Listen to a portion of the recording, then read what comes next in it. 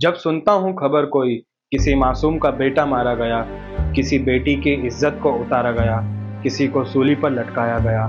जब सुनता हूँ खबर कोई आज फिर किसी का राजू मारा गया। सफर के दौरान मार दी गई थी निर्भया, गोरक्षा के नाम पर रकबर मारा गया। चावल चोरी के शक में इंसान मारा गया, तो कभी बच्चा चोरी के शक में इंसान मारा गया। तू ही बता ए भीड़, आखिर तेरा किसने क्या बिगाड़ा। नमस्कार दोस्तों, हमारे देश के शांत कोनों में एक भयंकर सच्चाई उभर रही है। एक सच्चाई जहां डर, गुस्सा और गलत जानकारियां उभर रही है। यह सच्चाई है मॉब लिंचिंग की। क्या है मॉब लिंचिंग?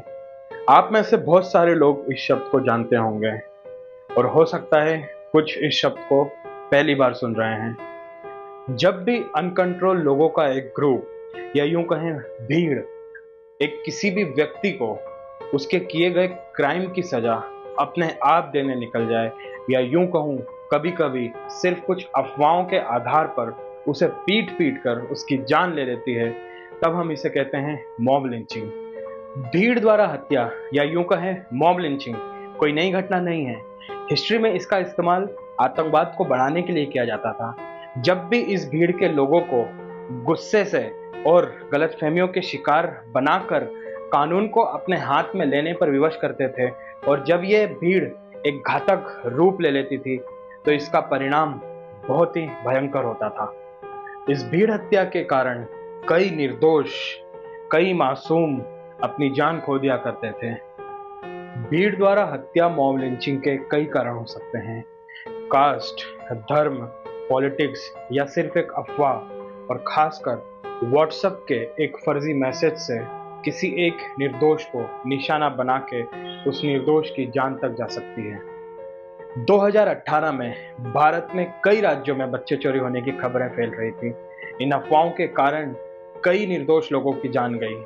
व्हाट्सएप पे झूठी खबरों के कारण कई निर्दोष लोगों को इस भीड़ का गुस्से का शिकार बना दिया गया। 2019 में झारखंड में रहने वाले केदारनाथ यादव अपने दोस्त के साथ जा रहे थे। उन्हें गुस्से में आई भीड़ ने सिर्फ इस शक पे कि वो बच्चा चोरी करने आए हैं, उन्हें पीट पीट कर मार डाला। बाद में जब पुलिस इन्वेस्टिगेशन हुई तो यह मालूम पड़ा कि केदारनाथ यादव बिल्कुल निर्दोष थे। उनका बच्चा चोरी में कोई इन्वॉल्वमेंट नहीं था।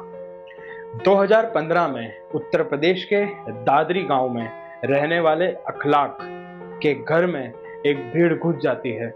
उस भीड़ ने अखलाक को पीट पीट कर मार डाला, सिर्फ एक शक में कि वो व्यक्ति गाय का मांस खा रहा था। बाद में जब पुलिस इन्वेस्टिगेशन हुई और उस मांस की लैब में टेस्टिंग हुई, तब मालूम पड़ा कि वो मांस गाय का नहीं था। इस शक के कारण अखलाक ने अपनी जान खो दी थी। 2018 में उत्तर प्रदेश के हापुड़ में रहने वाले रविंद्र उपाध्याय को गाय तस्करी के नाम पर मार डाला। बाद में जब पुलिस इन्वेस्टिगेशन हुई तब ये मालूम पड़ा कि गलत पहचान के कारण गुस्साए लोगों की भीड़ ने रविंद्र को ही अपना शिकार बना लिया। इसी तरह कई ऐसे केसेस हैं जिसमें लिंचिंग का शिकार हुए लोग बाद में निर्दोष पाए गए।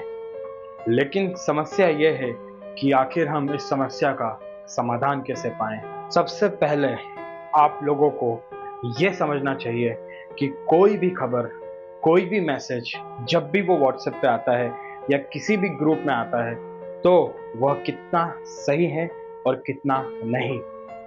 और दूसरा, कानून अपने हाथ में कभी ना लें। जब भी आपको लगे कि कोई एक ऐसी जानकारी है आपके पास जो आपको पुलिस को बताना चाहिए, आपको जाकर पुलिस को बता देना चाहिए।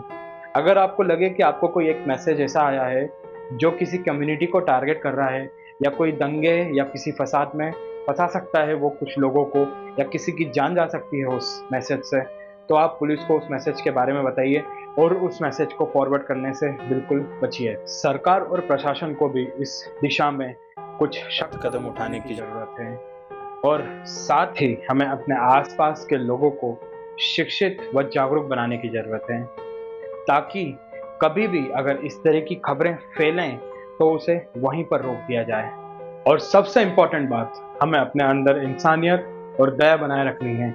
याद रखें, नफरत किसी का समाधान नहीं है। तो दोस्तों, ये थी हमारी आज की रिपोर्ट मॉब लिंचिंग के ऊपर। ये एक ऐसा अपराध है जो न सिर्फ कानून बल्कि इंसानियत के भी खिलाफ है। नफरत और हैवानियत की हमारे समाज में कोई जगह नहीं है। तो आइए मिलकर एक ऐसा समाज बनाएं जहां न्याय और इंसानियत की कदर हो। धन्यवाद, और अगली बार फिर मिलेंगे एक नए टॉपिक के साथ।